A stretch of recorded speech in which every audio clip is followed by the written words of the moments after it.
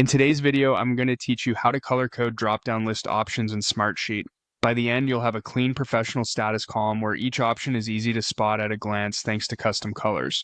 Start by heading to the Smartsheet homepage. From there, choose Start a new project, program, or process.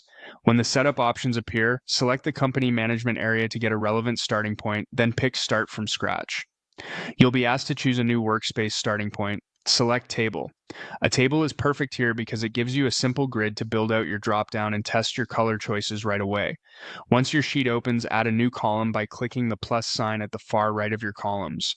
In the Column Setup panel, you'll see recommended options. Choose Planning, Status to quickly configure a status style field.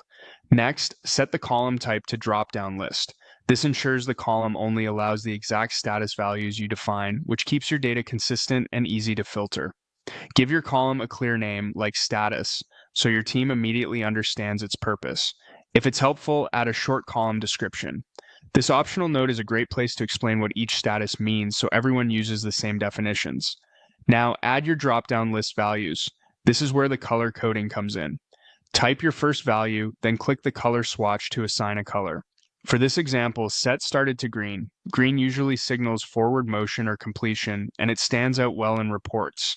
Add another value and label it not started, then assign that one to red. Red is a strong visual cue that work hasn't begun and may need attention. As you choose colors, aim for contrast and consistency.